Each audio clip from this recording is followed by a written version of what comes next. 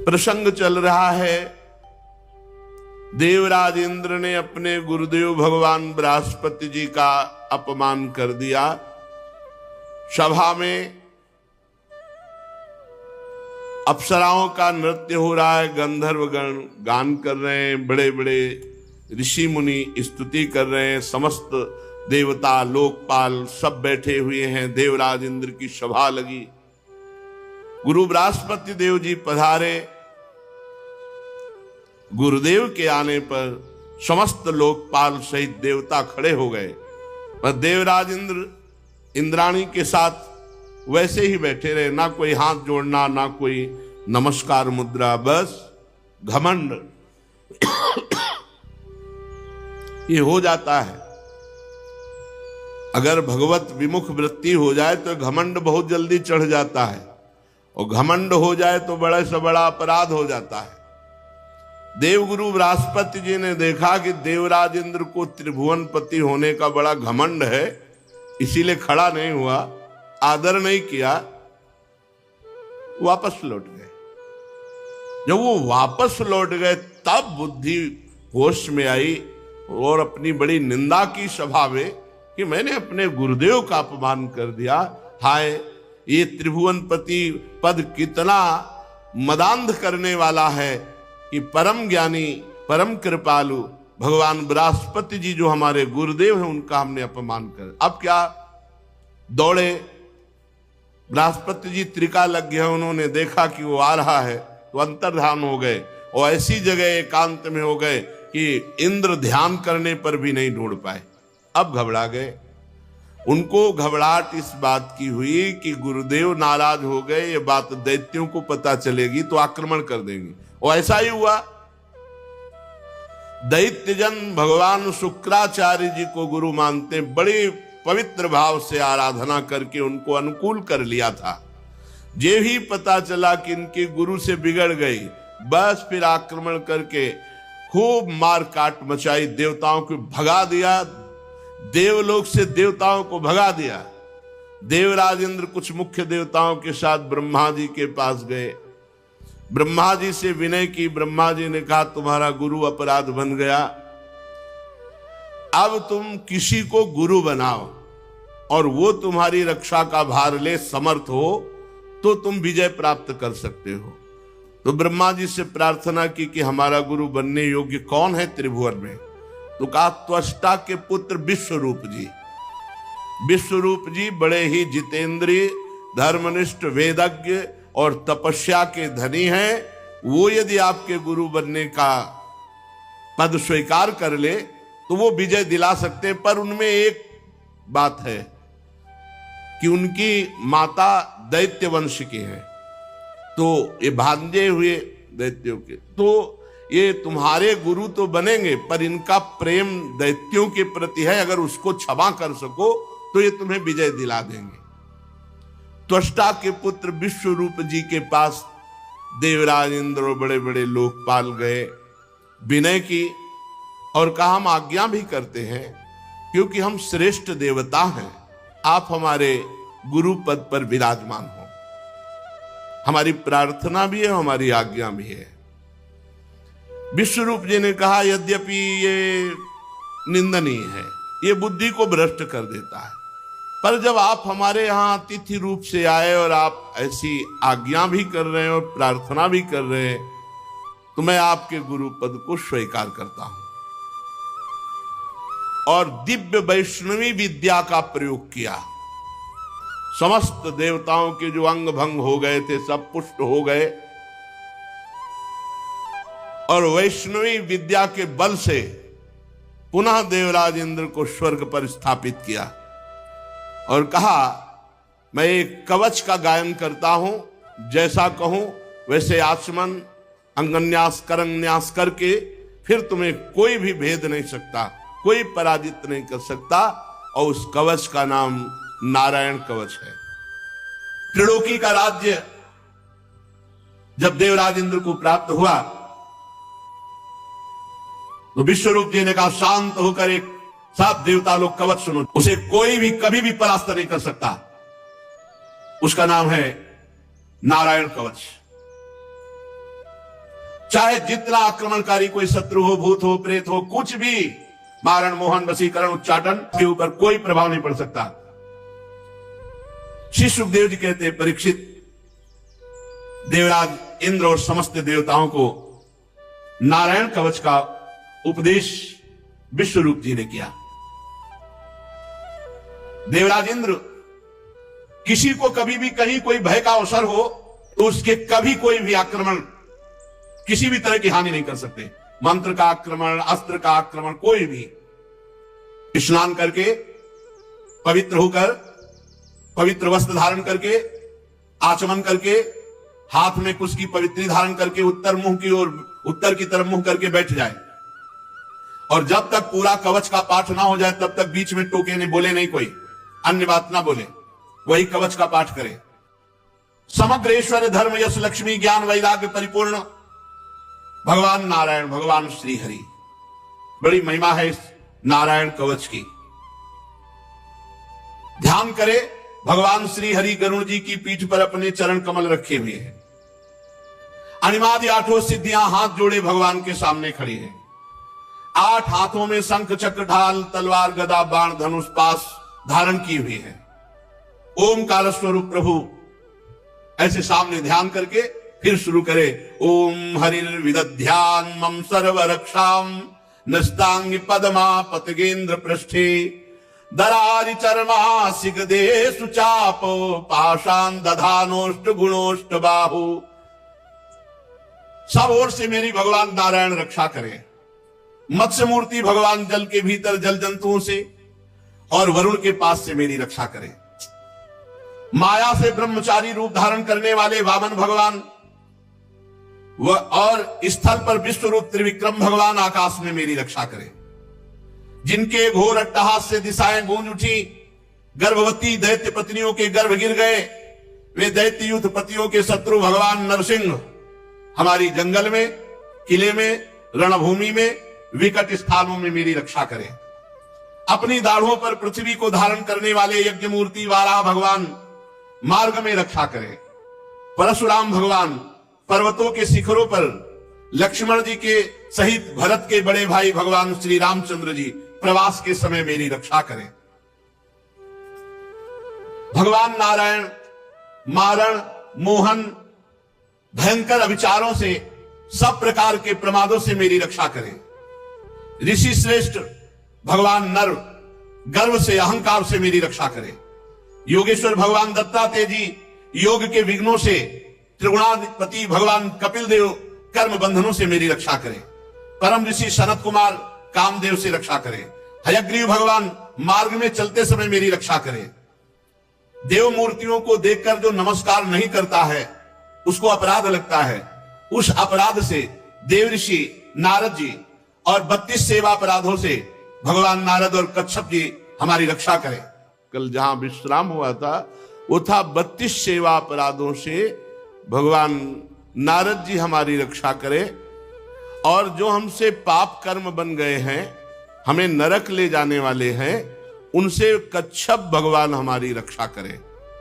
धनवंतरिर भगवान पात्व पथ्याद्वंद्वाद भयादृशभो निर्जितात्मा यज्ञश्च लोकादवताद जनांताद बलो गणात् क्रोध वशाद हिंद्रः द्वैपायनो भगवान प्रबोधात् बुद्धस्तु पाखंड गणात् प्रमादात् कल्किः कले कालमलात् प्रपातु धर्मावनायो रुकृतावतारः माम केशवो गदया प्रातरव्यात् गोविंद आसंगव मात्र वेणु नारायण पर्णि उदात्त शक्तिर मध्यंदिने विष्णुरनीन्द्र पाणि। भगवान धनवंतरी कुपथ्य से रक्षा करें। जितेंद्री भगवान ऋषभदेव सुख दुखादि द्वंद्वों से, भयदायक द्वंद्वों से भगवान ऋषभदेव जी रक्षा करें। यज्ञ भगवान लोकापवाद से रक्षा करें। भगवान बलराम जी मनुष्यकृत कष्टों से रक्षा करें। भगवान अनंत शेष जी क्रोधवश नामक सर्पों के गणों से मेरी रक्षा करे। भगवान श्री कृष्ण द्वैपायन व्यासदेव जी अज्ञान से हमारी रक्षा करें। बुद्ध देव भगवान पाखंडियों से और प्रमाद से हमारी रक्षा करें। धर्म रक्षा के लिए महान अवतार धारण करने वाले भगवान कल्कि पाप बहुल कलिकाल के दोषों से हमारी रक्षा करें। प्रातः काल भगवान केशव अपनी गदा लेकर हमारी रक्षा करें। दिन चढ़ाने पर भगवान गोविंद अपनी बांसुरी अधरों पर विराजमान करके हमारी रक्षा करें। दोपहर के पहले भगवान नारायण तीक्ष्ण शक्ति लेकर और दोपहर को भगवान विष्णु सुदर्शन चक्र के द्वारा हमारी रक्षा करें। तीसरे पहर में भगवान मधुसूदन अपना प्रचंड धनुष लेकर मेरी रक्षा करें। सायंकाल भगवान ब्रह्मा जी त्रिमूर्तिधारी माधव, सूर्यास्त के बाद ऋषिकेश भगवान रक्षा करें। अर्धरात्रि के पूर्व और अर्धरात्रि के समय भगवान पद्मनाभ हमारी रक्षा करें।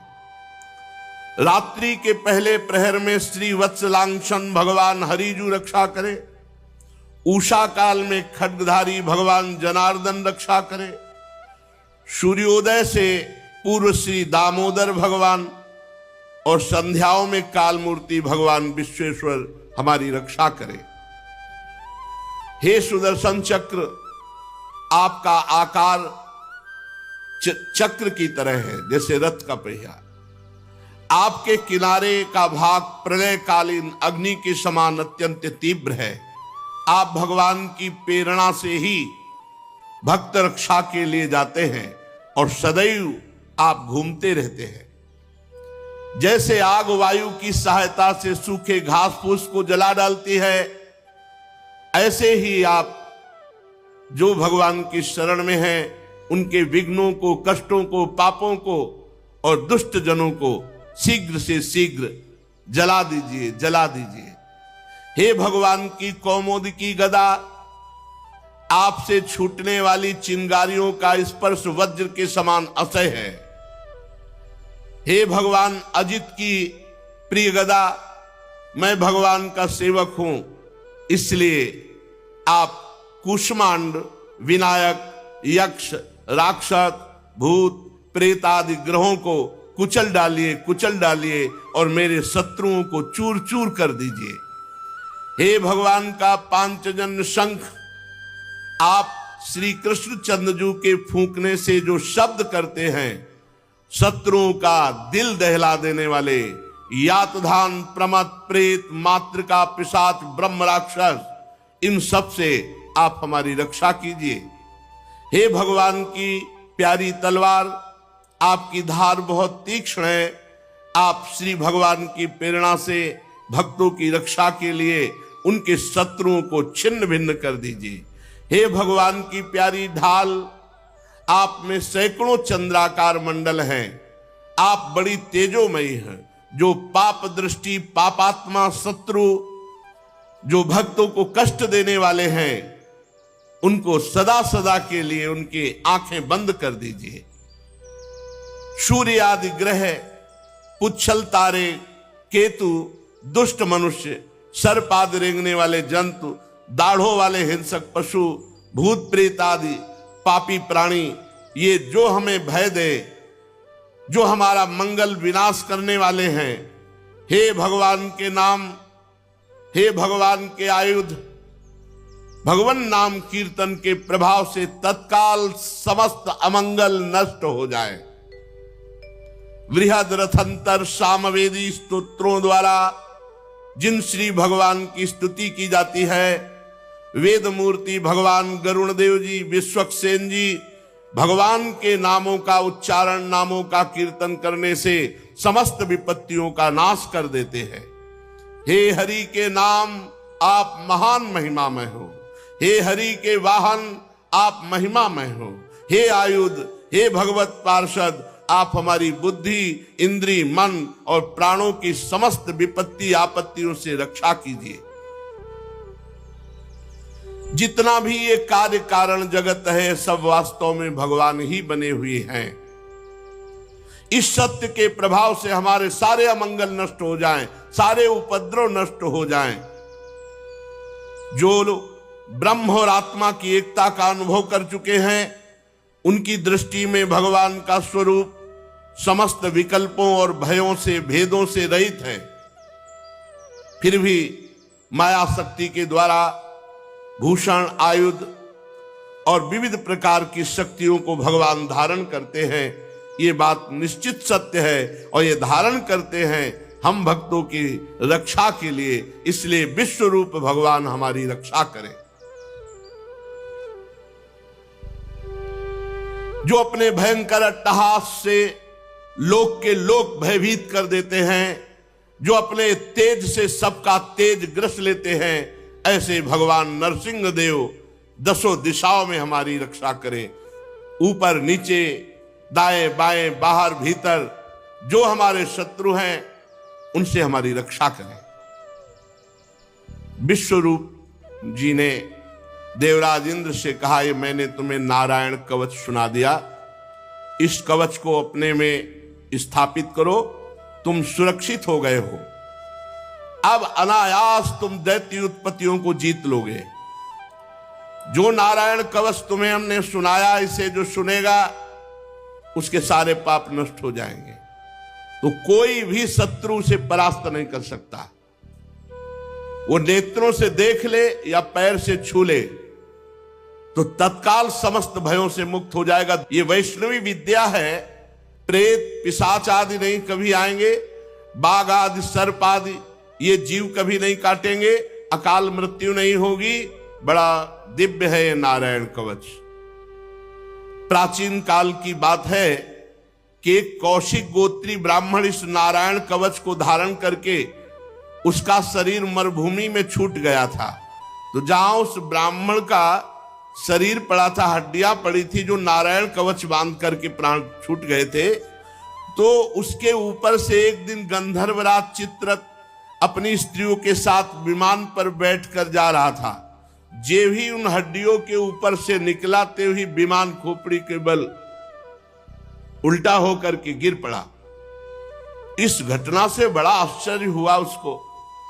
फिर उसने वाल्खिल्य ऋषियों से प्रार्थना की कि इस भूमि में ऐसा क्या है कि मेरा विमान आगे नहीं जा पाया और उल्टा होकर गिर पड़ा।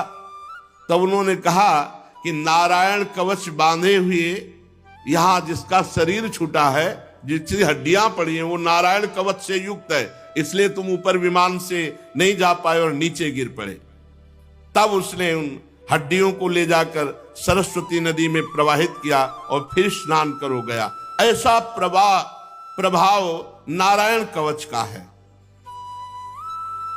भगवान सुखदेव जी कहते हैं, परीक्षित, इस नारायण कवच को जो समय पर सुनता, और कोई भी इस वैष्णवी विद्या पर प्रहार नहीं काम कर सकता। तंत्र मंत्र, मारण, वशीकरण, उच्चाटन, भूत प्रेत, कोई भी, ये पक्की बात। विश्व रूप से ये वैष्णवी विद्या सब देवताओं को मिली और रणभूमि में असुरों को पराजित कर दिया।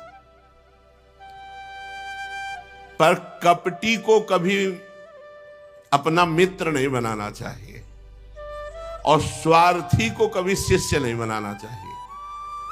अगर कपटी को मित्र बनाओगे तो धोखा मिलेगा और स्वार्थी को शिष्य बनाओगे तो हानि हो जाएगी। वो अपने गुरु पर ही प्रहार कर देगा। स्वार्थी नहीं देखता कि अपराध क्या है या लाभ क्या है, वो स्वार्थ में अंधा हो जाता है। बहुत से ऐसे उदाहरण हैं। तो इंद्र देवता बड़े स्वार्थी हैं। जब जरूरत पड़ी थी तो गुरुदेव प्रणाम और नमस्कार, जब नारायण कवच पहनाकर विश्व विजयी बनाकर त्रिभुवनपति पर पद पर बैठाल दिया, तब देखो क्या व्यवहार करते हैं। स्वार्थी का व्यवहार कैसा होता है। 3 रूप सिर थे विश्वरूप जी के, 3, जैसे ब्रह्मा जी के 4 मुख, तो विश्वरूप जी के 3 मुख थे। एक मुंह से वो सोमरस पान करते थे, दूसरे से सुरा पीते थे, तीसरे से अन्न खाते थे। पिता इनके त्वष्टा थे, ये देवताओं में श्रेष्ठ है। इसलिए ये जब यज्ञ करते तो ऊंचे स्वर से देवताओं की वृद्धि हो ऐसा आहुति देते, और धीमे स्वर से दैत्यों की वृद्धि हो ऐसा आहुति देते, क्योंकि दैत्य कुल की माता थी, ये दैत्यों के भांजे हुए, और त्वष्टा देवता थे, उनके ये पुत्र थे। तो जब गुरु पद पे बैठे तो उच्च स्वर से आहुति देते देवताओं की बल वृद्धि हो, और धीमे स्वर से आहुति देते कि दैत्यों की भी, क्योंकि वो मामा है, माता उसी कुल की थी।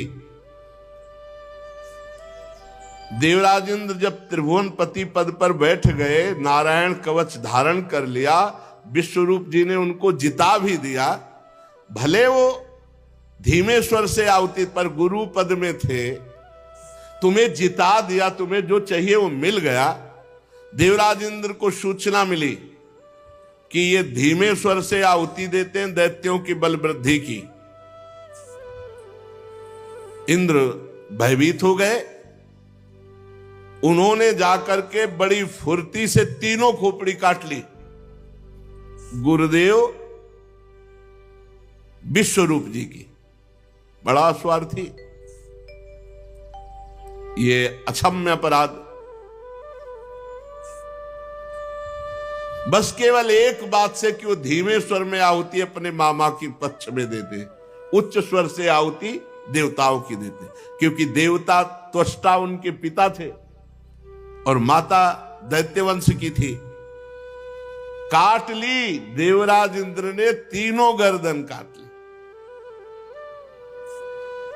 अब वो तो दिव्य महापुरुष, तो जिससे सोमरस पीते थे वो सर पपीहा, और जिससे सुरापान करते थे वो सर गौरैया, और जिससे अन्न खाते थे उससे तीतर। ये तीन पक्षी बन के, पपीहा, गौरैया और तीतर। अब गुरु हत्या लग गई पीछे देवराज इंद्र के, ब्रह्म ऋषि और गुरु पद पे। पर यही एक कपटी को कभी मित्र न बनावे, स्वार्थी को कभी शिष्य न बनावे। स्वार्थी को स्वार्थ पूर्ति के लिए गुरु मानेगा, भगवान मानेगा, जहां उसका स्वार्थ पूर्ण हुआ फिर नहीं। विश्वरूप के जेव ही गर्दन काटी तो तीन पपीहा, गौरैया और तीतर, और ब्रह्म हत्या, गुरु हत्या देवराज इंद्र के पीछे। अब हटा सकते नहीं थे, इतनी सामर्थ्य नहीं थी। ब्रह्म हत्या ऊपर सवार हो गई, हाथ जोड़ करके कांपने लगे। बहुत उपाय किया, 1 वर्ष तक भयंकर पीड़ा, भयंकर कष्ट, कहीं ठौर नहीं। सिंहासन में बैठ नहीं सकते जाके। अब ये बड़े बड़े ऋषियों से पूछते हैं अपनी शुद्धि का उपाय। तब सब ऋषियों ने मिलकर के देवराज की जो गुरु हत्या करने पर ब्रह्म हत्या हुई उसके 4 विभाग किए। एक पृथ्वी को हिस्सा दिया, दूसरा जल को हिस्सा दिया, तीसरा वृक्ष को हिस्सा दिया, और चौथा स्त्रियों को हिस्सा दिया। ब्रह्म हत्या के 4 हिस्से कर दिए। पृथ्वी में ये वरदान दिया, पृथ्वी की जो ब्रह्म हत्या का स्वरूप है वो ऊषर भूमि है, और जल में जो ब्रह्म हत्या का स्वरूप है फेन बुदबुदा है, उसे हटा के ही गोता मारा जाता है। जब कभी जल में तो फिर ऐसे गोता मारा जाता है। ऊषर भूमि में कोई अनुष्ठान नहीं किया जाता, वो अपवित्र भूमि मानी जाती है। और वृक्ष में जो गोंद निकलती है, और माताओं बहनों में जो मासिक धर्म होता है, इसे ब्रह्म हत्या कहा जाता है। 3 दिन तक किसी भी तरह माता बहनों को रसोई स्पर्श करना या पवित्र कार्य करना निषेध किया गया है। 3 दिन तक एकांत सेवन करते हुए, अंदर भगवान नाम जप करते हुए व्यतीत करे। ये उस समय ब्रह्म हत्या का ये आवेश जो 3 दिन तक मासिक धर्म होता है, हमारी शास्त्रीय पद्धति ऐसा है। तो पृथ्वी में ऊषर भूमि और उनको वरदान दिया कि कहीं भी कितना भी बड़ा गड्ढा हो, बिना भरे अपने आप पूर्ण हो जाएगा समय आने पर। और चतुर्थांश पृथ्वी को ब्रह्महत्या का स्वीकार करना, वही ब्रह्महत्या पृथ्वी में कहीं कहीं ऊषर के भूमि के रूप में दिखाई देती है। दूसरा ब्रह्महत्या का जो भाग मिला वृक्षों को, ये गोंद ब्रह्महत्या का स्वरूप है। इसे कोई भी शास्त्रीय पद्धति जानने वाला नहीं खाता। ये जो गोंद वृक्षों की है, इसका प्रयोग उसे बहुत बलिष्ठ है, इसको बलवर्धक पदार्थों में प्रयोग करते हैं, पर इसको जो शास्त्रीय पद्धति जानने वाला है वो गोंद का भक्षण नहीं करता। उनको वर्ण मिला कि कोई भी हिस्सा कट जाने पर फिर तुम पुनः जम जाओगे, और गोंद के रूप में ब्रह्महत्या दिखाई पड़ती। स्त्रियों में मासिक धर्म के रूप में ब्रह्महत्या का जो महीने में रज के रूप में दिखाई पड़ती है, उस समय किसी का स्पर्श करना, रसोई आदि का स्पर्श करना, भगवत विग्रहों की सेवा कर, यह सब निषेध किया गया है। जल ने जो चतुर्थांश स्वीकार किया, वो फेन बुदबुदा काई, और उनको वर मिला कि कितना भी खर्चा किया जाए तुम घटोगे नहीं, बढ़ते ही जाओगे, तुम्हारी बढ़ती। इस तरह जो ब्रह्म हत्या थी वो 4 भागों में ऋषियों ने मिलकर के विभाजित किया: पृथ्वी, जल, वृक्ष और स्त्रियां। ऊषर भूमि, फेन बुदबुदा काई, गोंद और मासिक धर्म। अब विश्वरूप की मृत्यु के बाद उनके पिता त्वष्टा बहुत दुखी हुए। ये बड़े छलिया देवता है, जरूरत पड़ी तो आए, गुरु के पद में वरण किया, और जब काम हो गया तो गर्दन उड़ा दी। बहुत विचित्र है। तो उन्होंने एक यज्ञानुष्ठान किया कि हम अपने पुत्र का बदला लेंगे। हतपुत्रस्ततस्त्वष्टा जुहावेन्द्राय सत्रवे, इंद्र सत्रो विवर्धस्व मां चिरम जहि विद्विषं। विश्वरूप की मृत्यु के बाद त्वष्टा ने एक यज्ञ किया, हे इंद्र सत्रो, तुम्हारी अभिवृद्धि हो और शीघ्र से शीघ्र तुम अपने शत्रु को मार डालो। इस मंत्र से इंद्र का शत्रु उत्पन्न करने के लिए यज्ञ किया। यज्ञ समाप्त होने पर अन्वार पचन नामक अग्नि, दक्षिणाग्नि से जो ही यज्ञ पूर्ण हुई तो एक बड़ा भयावना दैत्य प्रकट हुआ। ऐसा विकराल आकाश तक बढ़ा हुआ मानो साक्षात काल ही हो। अब ये लोकों का मानो प्रलय कर देगा। ऐसा त्वष्टा के पुत्र विश्वरूप जी की जब देवताओं ने, देवराज इंद्र ने वध कर दिया तो त्वष्टा को बड़ी नाराजगी हुई। उन्होंने यज्ञ किया और ऐसा भयानक दैत्य प्रकट किया। परीक्षित, पहाड़ के समान काला, बड़ा डील डोल और संध्याकालीन बादलों के समान कांति, सिर के बाल, दाढ़ी, मूछ तपे हुए तांबे के समान लाल रंग के, नेत्र ऐसे लगते जैसे दोपहर के प्रचंड 2 सूर्य, चमकता हुआ 3 नोकों वाला त्रिशूल, और जे ही पग बढ़ाया तो पृथ्वी डगमगाने लगी जैसे नौका पे कोई बलवान गजराज चढ़ रहा हो। त्रिशूल को अंतरिक्ष पर उठाकर जम्हाई ली तो मुंह ऐसा खुला मानो भारी कोई कंदरा हो। ऐसा लग रहा था आकाश को पी जाएगा, जीभ से नक्षत्रों को चाट जाएगा, विशाल विकराल दाढ़ों वाले मुंह से तीनों लोकों को निगल जाएगा। अब तो बड़े बड़े देवता थर्रा कर भागने लगे, त्वष्टा की यज्ञ से प्रकट हुए इस विशाल दैत्य को देखकर। परीक्षित, ये त्वष्टा के तमोगुणी पुत्र ने सारे लोगों को भयभीत कर दिया। इसी से अत्यंत क्रूर दर्शन में थे, तो नाम पड़ा वृत्तासुर। वृत्तासुर, संपूर्ण लोग भयभीत। ये कोई और नहीं है, ये महाभागवत है, चित्रकेतु जी, जो संकर्षण भगवान की कृपा से इनको एक विमान मिला था। ये विमान पर बैठ करके भगवान शंकर के समीप विमान पर चढ़े।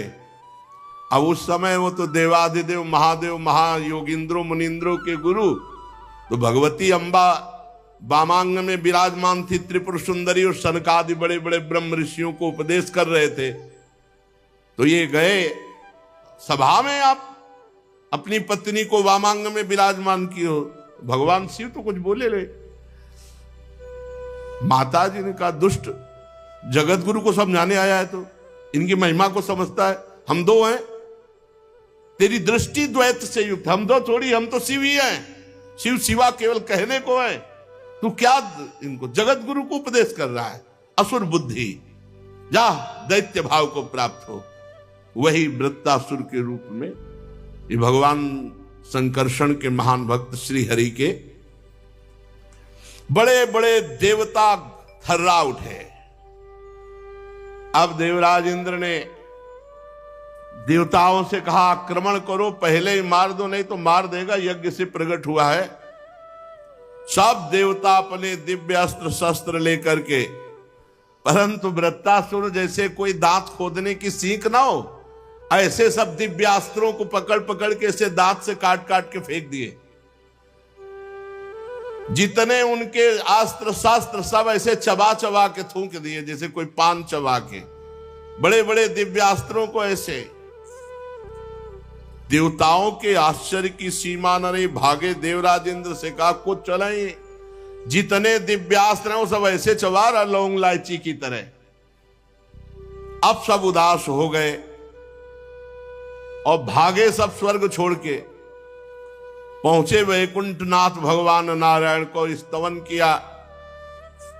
अब एक ही उपाय है, स्तवन किया, हे प्रभु, हे करुणा सागर, वायु आकाश अग्नि जल पृथ्वी ये पांच भूत आप ही प्रकट किए हो।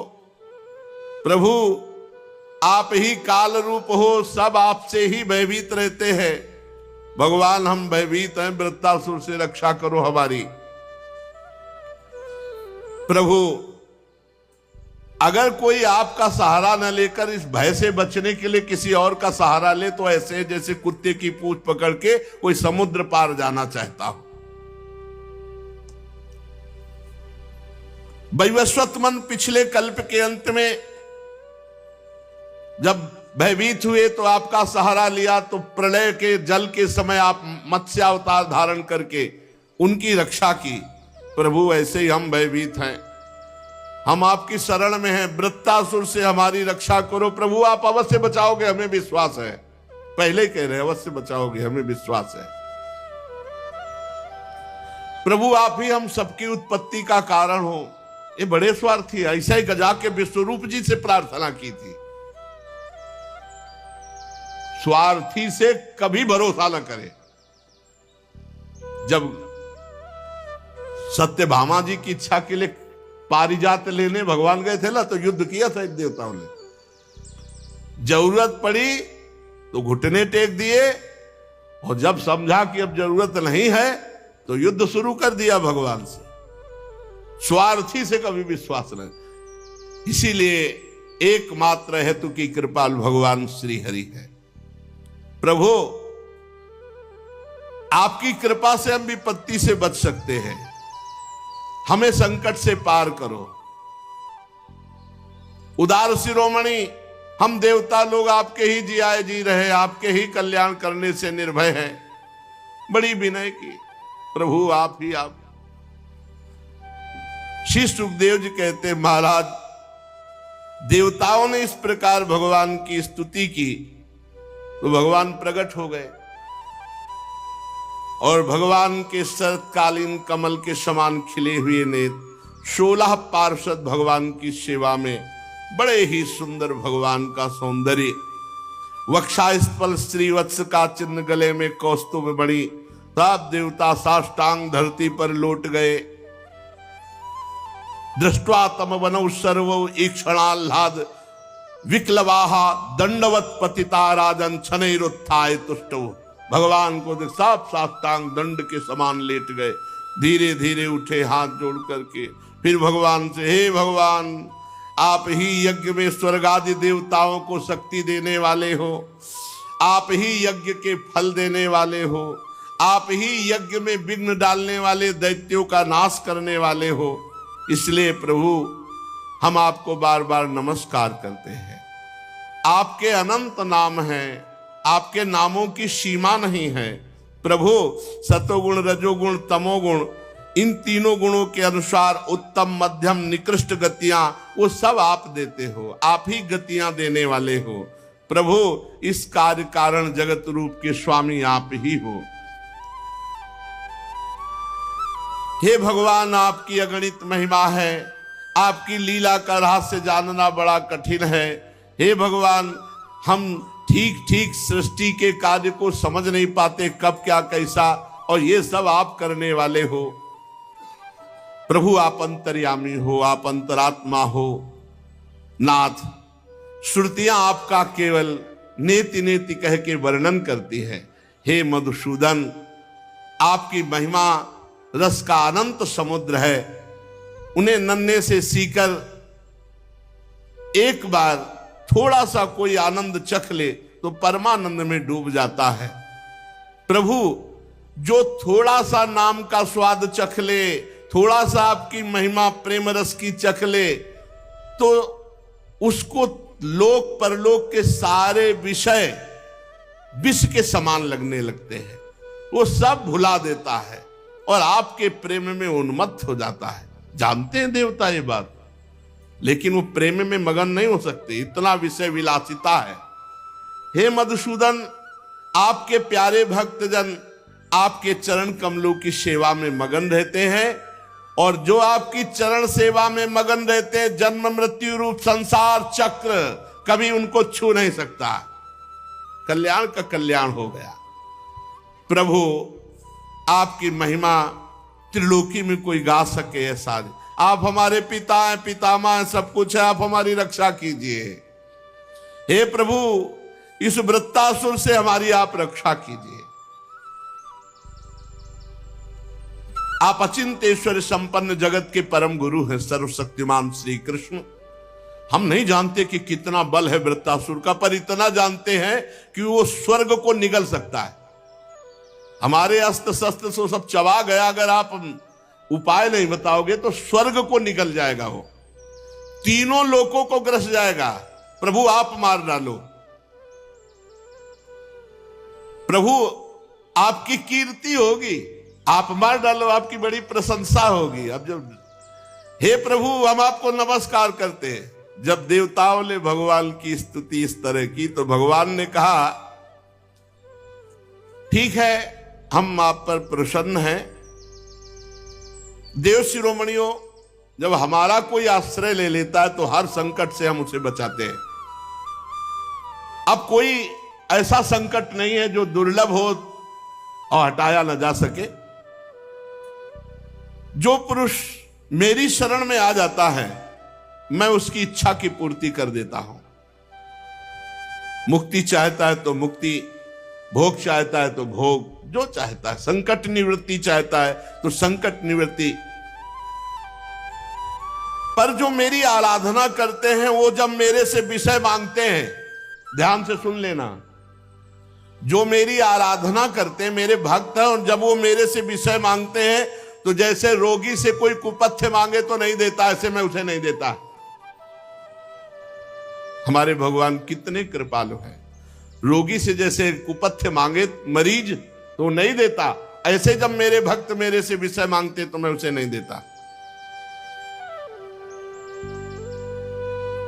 मैं वृत्तासुर को तो नहीं मारूंगा, लेकिन मारने का उपाय बता दूंगा। क्यों? भगवान का वो भक्त है। वृत्तासुर जी भगवान के भक्त हैं, बड़े अनन्य भक्त हैं।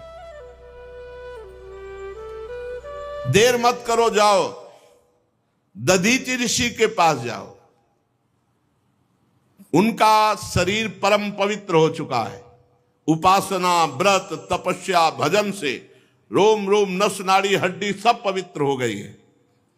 उनसे उनका शरीर मांग लो। दधीचि ऋषि ब्रह्मबोध संपन्न महापुरुष है। जो ही शरीर मांगोगे वो दे देंगे। ब्रह्मबोध संपन्न महापुरुषों को शरीर से तनिक भी प्रियता नहीं होती। अश्वनी कुमारों को घोड़े के सिर से उपदेश करने के कारण उनका एक नाम अश्वशिरा भी है। उनकी उपदेश की हुई अध्यात्म विद्या के प्रभाव से अश्वनी कुमार जीवन मुक्त हो गए हैं। जाओ अथर्ववेदी दधीचि ऋषि से ये जो नारायण कवच तुमने सुना, ये दधीचि ऋषि ने त्वष्टा को सुनाया, त्वष्टा ने विश्वरूप को, विश्वरूप ने तुम्हें, उसी से तुम विजय को प्राप्त हुए और उन्हीं विश्वरूप को मारा। इसीलिए त्वष्टा ने बदले के लिए इनको प्रकट किया है। जाओ तुम मांगो जाकर शरीर दधीचि ऋषि से, और अश्वनी कुमार को साथ ले जाना, वो अवश्य दे देंगे। फिर उनके शरीर से उनकी हड्डियां निकालना और उन हड्डियों को विश्वकर्मा के द्वारा एक आयुध अस्त्र तैयार करना। उस अस्त्र में इतनी सामर्थ्य होगी कि वृत्तासुर का सर काट लेंगे, अन्यथा कोई अभी तक अस्त्र ही नहीं है। दिव्यास्त्रों को तो लौंग इलायची की तरह वृत्तासुर जी चबा रहे थे।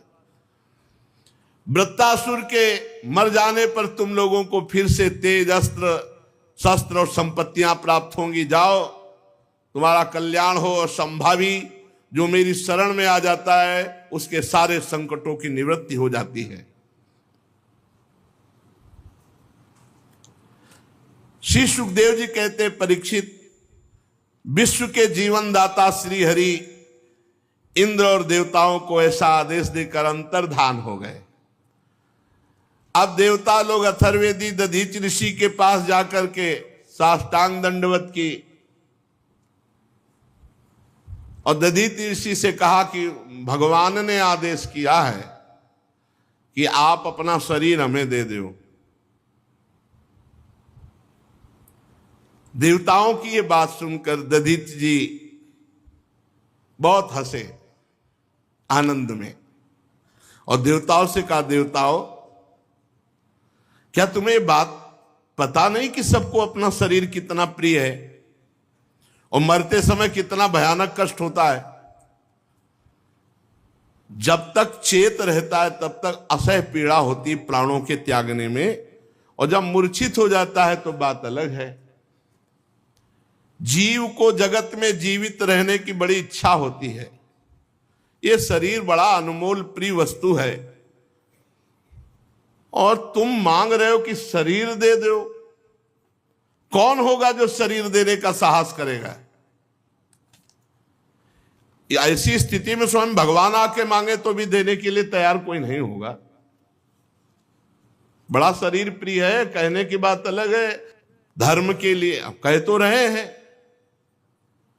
प्राणों का मोह त्याग करके काम विजयी बनो, क्रोध विजयी बनो, लोभ विजय हो। कैसे कहा जाए? शास्त्र कह रहे हैं, गुरु कह रहे हैं, भगवान कह रहे हैं, मान लो ना। ये बात परीक्षा के लिए कही थी। ये अब देवता क्या बोलेंगे? नहीं, दधीचि ऋषि ब्रह्म ऋषि हैं, इनको बिल्कुल शरीर से कोई लगाव नहीं। देवताओं ने कहा, ब्रह्मन आप ऐसा कैसे कह सकते हैं? आप तो बड़े उदार हैं। आप घबरा गए कि एक ही उपाय है इनकी हड्डियों से बने, और वो कह रहे हैं हमें शरीर बड़ा प्रिय है, शरीर कैसे छोड़ा जाए? छोड़ने में तो बहुत कष्ट है। आप जैसे दयावान महापुरुष ऐसा कैसे कह सकते हैं? अरे भगवान ने आपकी प्रशंसा की है और आपका लोक में बड़ा यश होगा, बड़ी प्रशंसा होगी। और देखो, जो बड़े महापुरुष होते हैं वो दूसरों के हित के लिए सब कुछ न्यौछावर कर देते। बड़े बड़े बुद्धिमान देवता है अपना काम बनाने में। भगवान इसमें संदेह नहीं कि हम लोग स्वार्थी हैं, कह रहे हैं, ये तो पक्की बात कह रहे हैं। भगवान इसमें संदेह ननु स्वार्थ परो लोको न वेद पर संकटम यदि वेद न याचेत नेतिना यदीश्वरा। भगवान यद्यपि हम लोग स्वार्थी हैं, आपका शरीर मांगने आए, पर आप विचार करो, अगर हमारे ऊपर संकट न आया होता तो हम आपका शरीर न मांगते। अब प्रभु हमारी जितनी समझ है, हम बार बार आपसे घबरा रहे हैं कि ना न कह दे। प्रभु हमारी समझ नहीं काम कर रही। देने वाले को कितना विपत्ति और कष्ट सहना पड़ता है हमारी समझ में। हमें तो बस एक ही दिखाई दे रहा, हाँ बोलो, हम आपकी हड्डी निकालें और अस्त्र बनावें। पर प्रभु मांगने वाले की भी विपत्ति पर ध्यान देना चाहिए। आप हमारी विपत्ति समझकर हमारी याचना पूर्ण कीजिए। दधीचि ऋषि ने कहा, हम तो ये विनोद में केवल बात कर रहे थे, तुम लोगों के मुंह से सुनना चाहते थे कि तुम स्वार्थी हो, सुनना चाहते थे, इसीलिए हमने ये विनोद में बात कही। लो, जिस शरीर को सबसे प्रिय समझा जाता, मैं अभी छोड़ देता हूं। ये महापुरुषों का देव शिरोमणियों, इस शरीर से दूसरों के लिए जो काम आ जाए शरीर, वही सबसे बड़ी बात होती है। नहीं तो क्या पेड़ पौधे और शरीर में क्या फर्क, अगर ये शरीर दूसरों के काम में ना आए। जिंदगी का परम रहस्य ये कि जन्म से लेकर मरण तक कोई एक ऐसा तो कार्य कर लो जो दूसरे की रक्षा की हो, दूसरे के काम में आया हो। बड़े बड़े महात्माओं ने इससे बड़ा कोई धर्म नहीं बताया। परहित सरिस धर्म नहीं भाई। मनुष्य शरीर का सबसे बड़ा धर्म है किसी दुखी के दुख को दूर कर दो, किसी असहाय की सहायता कर दो, किसी बूढ़े के 2-4 साल कपड़े धो दो, उसका मल धो दो, उसकी सेवा कर दो। यही मनुष्य का शरीर का जो लाभ है। अब ये नौजवान आजकल के अपने बूढ़े माता पिता को जो अवसर मिला है परम धर्म का, उनकी सेवा न करके उनके डांट लगाते हैं, पीटते हैं, अवहेलना करते हैं, सब नरक गामी होते हैं। क्या कहा दधीचि जी ने, मनुष्य का शरीर धारण करने वाले का परम धर्म है कि जीवन में परोपकार बन जाए, परहित बन जाए दूसरे का। एक बार महाराज जी ने कहा कि अगर किसी की सौंच धोने को मिल जाए, सेवा करने को मिल जाए, लंगोटी धोने को मिल जाए, कफ आदि फेंकने को मिल जाए, तो यह अहंकार नष्ट हो जाए। उनका खोजो, कभी सेवा मिल सकती है। गुरु प्रसाद से श्रीधर बाबा की सेवा मिली। सच्ची कहते हैं, जो दूसरों की सेवा से हृदय का अहम गलित होता है, वो किसी और उपाय से नहीं होता। सेवा मिल जाए बस। कोई कराह रहा है, उसके बढ़िया सब कपड़े, अपवित्र कपड़ों को धो करके सुखाकर उनको पहनाना, उनको भोजन पवाला, भगवान की तरह उसकी एक किसी शरीर की सेवा मिल जाए 2-4 साल, पूरे जिंदगी के मल का सफाया हो जाएगा। बहुत बड़ा कार्य है पर सेवा करना। जगत का ये शरीर, ये धन, ये जन, ये बल, ये वैभव, ये सब क्षण भंगुर है। यदि ये किसी के काम में आ गया, यही सार्थक है, किसी के काम आ जाए। कितने दुख की बात है, मरण धर्मा शरीर से दूसरों का उपकार न करके दूसरों का शोषण करते हुए जो मरते हैं, बड़ी हानि कर ली, बड़ी हानि कर ली। दधीचि ऋषि ने समस्त देवताओं के सामने आंख मूंदी और ओम प्रणव का उच्चारण किया और शरीर छोड़ दिया। यह है समर्थ महापुरुषों की महिमा। परब्रह्म परमात्म तत्व में स्थूल शरीर को छोड़ करके विलीन हो गए। वो इंद्रिय विजेता थे, प्राण विजेता, मन विजेता, बुद्धि विजेता, तत्वमयी दृष्टि। और उनको पता भी नहीं चला कि हमारा शरीर कब छूट गया। ऐसे स्वरूप में स्थित महापुरुष लिखा है। जब वो शरीर छोड़ रहे थे तो उनको पता भी नहीं चल रहा था, जैसे केचुल छोड़ने में सांप को कोई कष्ट नहीं होता, अपने पुराने कपड़े छोड़ने में कोई कष्ट नहीं होता, ऐसी स्थिति। यथाक्षासु मनो बुद्धिस तत्वदृग्ध्वस्त बंधन आस्थिता परमम योगम न देहम बुबुधे गतम। कब छूट गया शरीर पता ही नहीं चला, ऐसी ब्रह्म स्थिति। अब तो विश्वकर्मा के द्वारा महर्षि दधीच की हड्डियों से अस्त्र बनाया गया, जिसका नाम हुआ वज्र। वज्र अब दधीच ऋषि की अस्थियों से बना हुआ वज्र हाथ में लेकर समुद्र मंथन से निकले हुए ऐरावत हाथी पर विराजमान हुए। ऐरावत हाथी समुद्र मंथन से निकला, सब देवता लोग सेना उनके साथ त्रिलोकी को हर्षित करते हुए वृत्तासुर वध के लिए धावा बोल दिया देवराज इंद्र ने। ठीक वैसे ही जैसे भगवान रुद्र क्रोधित होकर स्वयं काल पर आक्रमण कर रहे हो। सेनापतियों के मन में बड़ा उत्साह था कि भगवान ने कहा है इस अस्त्र से वो मारा ही जाएगा। नर्मदा के तट पर दैत्यों ने आवाहन किया, ललकारा, देवता वहां देवराज इंद्र हाथ में वज्र लिए, रुद्र वसु आदित्य दोनों अश्विनी कुमार, पितृगण, अग्नि, मरुदगण, ऋभुगण, साध्यगण, विश्व देवता, ये सब।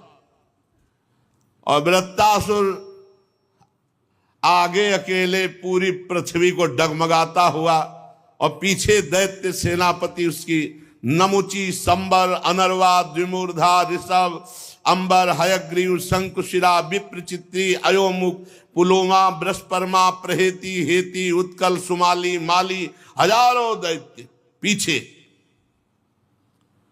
और दैत्य तो वैसे ही घमंडी स्वभाव के होते हैं, सिंहनाद कर रहे थे और देवसेना पर प्रहार करने लगे।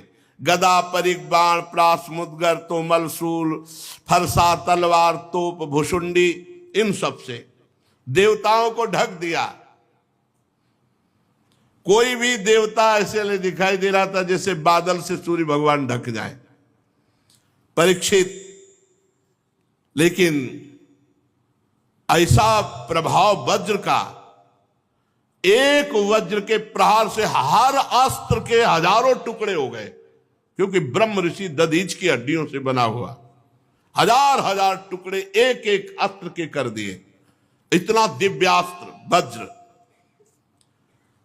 और प्रभाव ये कि दिव्यास्त्र वज्र के प्रभाव से किसी के पास कोई अस्त्र नहीं रह गया। दैत्यों के पास अस्त्र ही नहीं रह गए, सब नष्ट हो गए, अंतर्ध्यान हो गए। इतना दिव्य प्रभाव वज्र का, क्योंकि महान तपस्वी भजनानंदी भगवत प्राप्त महात्मा दधीच की हड्डियों का अस्त्र। तब वो देवसेना पर पर्वत उखाड़ उखाड़ के बरसाने लगे, बड़े बड़े पर्वत। तो जैसे अस्त्रों को काट दिया था वज्र ने, ऐसे पर्वतों को धूल बना के उड़ा दिया वज्र ने। जब वृत्तासुर ने देखा कि हमारे अनुयायी तो हर तरह से हार रहे हैं, तो एक भी देवता सकुशल ना बचे, इसलिए दुर्मद महाबली पृथ्वी को डगमगाता हुआ आगे बढ़ा। जैसे भगवत विमुख पुरुष का भगवत भक्त के ऊपर किया हुआ मारण, मोहन, वशीकरण, उच्चाटन सब व्यर्थ हो जाता है, ऐसे ही दैत्यों का घमंड तो नष्ट हो गया वज्र के प्रभाव से। और वृत्तासुर को ही अकेले छोड़ के सब भाग पड़े दैत्य, कोई टिका नहीं, सबके अस्त्र गायब हो गए, नष्ट हो गए। वृत्तासुर धीरे धीरे महान मद से युक्त आगे बढ़ा। देवता देखकर भयभीत होकर भाग गए। देवताओं की जो सेना थी, जब देखा कि वृत्तासुर आ रहे हैं तो अस्त्र नहीं चलाए, देख ही के वापस हो गए। क्योंकि इतना भयानक स्वरूप, इतना बलवान। तुम लोग मृत्यु से क्यों भयभीत हो रहे हो, युद्ध भूमि से क्यों भाग रहे हो, ललकारा वृत्तासुर ने। कोई बात नहीं सुन रहा इस समय। मतलब पहाड़ का पहाड़, आकाश को घेरे हुए वृत्तासुर। वृत्तासुर देवताओं से क्रोध से तिलमिलाता हुआ, ओठ को चबाता हुआ, और जो देव सेना डटी हुई थी, पैरों से ऐसे जैसे कोई घास फूस रौंदे, ऐसे देवताओं को रौंदता हुआ आगे बढ़ा। डांटा, ए क्षुद्र देवताओं, कायरो, रणभूमि में पीठ दिखा के भागने में तुम्हें शर्म नहीं आती? तुम सूरवीर मानते हो अपने को, डरपोको। तुमको जहां प्रशंसा मिलती वहीं गरजते हो, स्वर्ग में देवता बने पूजते हो।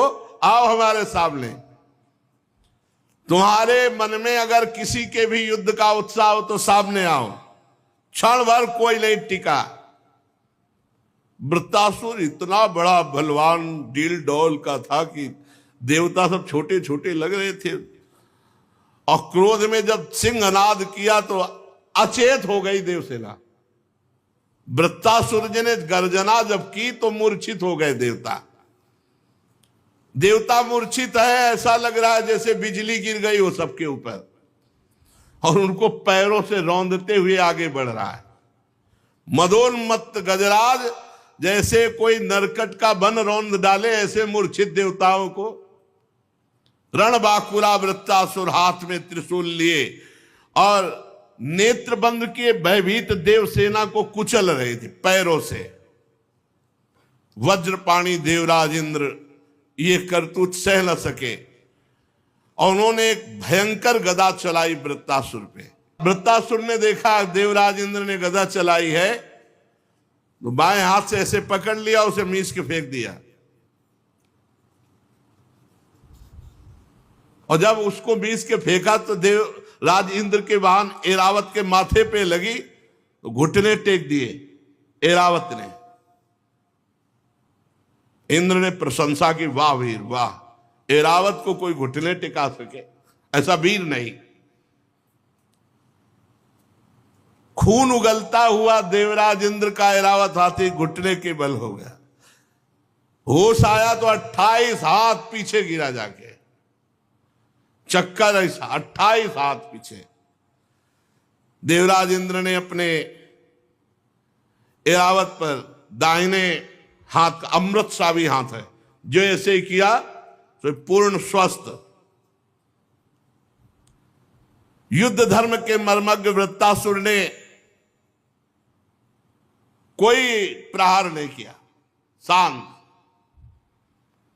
अमृतसावी हाथ से जब ऐरावत की व्यथा मिट गई, फिर स्वस्थ हुआ, रणभूमि में आ गया। वृत्तासुर ने देखा अपने गुरु विश्वरूप का वध करने वाला ये देवराज इंद्र है, और दधीच की हड्डियों से बना हुआ वज्र लेकर हमारे सामने आ गया है। तब कहा, ए क्रूर पाप कर्मा, वैसे तू लड़ने लायक भी नहीं है, क्योंकि तू ऐसा अपराध करता है। पर मेरा आज बड़ा सौभाग्य का दिन है। पहला सौभाग्य कि विश्वरूप जैसे ब्रह्म ऋषि गुरु के हत्यारे को आज मैं मारूंगा। दूसरा सौभाग्य मैं तुम्हारे हाथ में देख रहा हूं, अगर नहीं मार पाया तो तू मुझे मारेगा, क्योंकि ये दधीच ऋषि ब्रह्म ऋषि की हड्डियों से बना हुआ वज्र है, ये निष्फल नहीं जाएगा। मेरा तो सौभाग्य ही है। अगर तुझे मार पाया तो मैं भाई के ऋण से उऋण हो जाऊंगा, क्योंकि तुष्टा के वो पुत्र थे, तुष्टा जी ने इनको भी प्रकट किया था। और अगर तेरे द्वारा मारा गया तो अहोभाग्य, क्योंकि ब्रह्म ऋषि की हड्डियों के द्वारा बने हुए इस वज्र से मैं मारा जाऊंगा। तू कितना पापी है, वृत्तासुर जी कह रहे।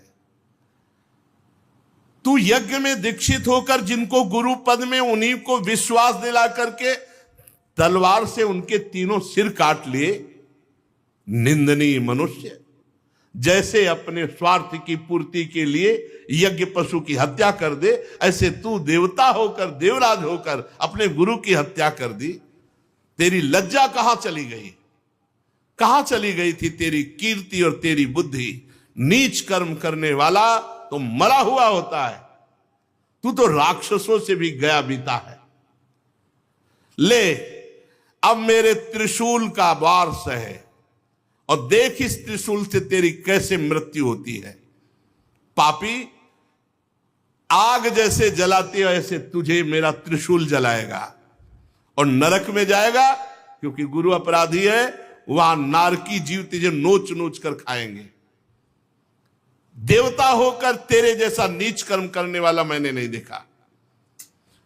मैं अपने तीखे त्रिशूल से तेरी गर्दन काटूंगा और तेरे खून से अपने भाई को पितृ तर्पण करूंगा। शांत हुआ, घबरा गया। पहले शांत हुआ, फिर देवराज ने कहा घबरा गया। अरे तू घबरा मत, तेरे हाथ में वज्र है और ये वज्र ब्रह्म ऋषि के अस्थियों से बना हुआ है। जब मैं त्रिशूल चलाऊं तो तू करना प्रहार, इसका प्रहार निष्फल नहीं जाएगा, मैं मारा जाऊंगा, घबरा मत। महाभागवत है, महाभागवत भगवान के परम प्रिय भक्त है। ये तो लीला है इनकी पार्वती जी के शाप से। देख, जब वज्र से मारा जाऊंगा तो मैं महापुरुषों की चरण रज का आश्रय लेने वाले महापुरुषों को जो गति होती है वो मेरी गति होगी। तू घबरा मत। देवराज, मैं तेरे सामने खड़ा हूं, तू मेरा शत्रु है और तेरे हाथ में जो है दिव्यास्त्र है, अमोघ है, ये व्यर्थ कभी नहीं होता, कभी व्यर्थ नहीं। देवराज इंद्र का वज्र कभी व्यर्थ, ये दधीचि ऋषि का प्रताप। तू संदेह मत कर कि जैसे तेरी गदा निष्फल हो गई तेरा वज्र भी निष्फल हो जाएगा। नहीं, ये अमोघ है, इसमें हरि विराजमान है और दधीचि ऋषि का तेज विराजमान। क्योंकि हरि जी ने बताया था ना, मैं देख रहा हूं इसमें हरि विराजमान है और दधीचि ऋषि का तेज विराजमान है। मेरे हरि ने मेरे मारने का उपाय तुझे बताया है और आज्ञा भी दी है, इसलिए ये वज्र कभी निष्फल नहीं होगा, डर मत। और एक बात सुन, जिस पक्ष में मेरे हरि होते हैं विजय उधर ही होती है, तेरी ही विजय होगी, डर मत, तेरी ही विजय होगी। विजय लक्ष्मी सारे गुण वहीं निवास करते हैं जहां श्री हरि। देवराज, थोड़ा समय दे, मैं अपने चित्त को अपने भगवान में लीन करूं और जब इशारा करूं तब वज्र से प्रहार कर देना। क्योंकि मैं जहां बड़े बड़े मुनिजन ध्यान करके पहुंचते हैं, मैं उन प्रभु का वरण करूंगा, उन प्रभु को प्राप्त करूंगा, उन प्रभु के समीप जाऊंगा। इसलिए जब वज्र का प्रहार करना, जब मैं इशारा कर दूं, क्योंकि मुझे थोड़ा समय दे, मैं इस समय अपने भगवान का ध्यान करूं। समय दे देते हैं, थोड़ी देर भगवान का ध्यान करते, शेष चर्चा आगे। श्री राधा वल्लभ लाल की।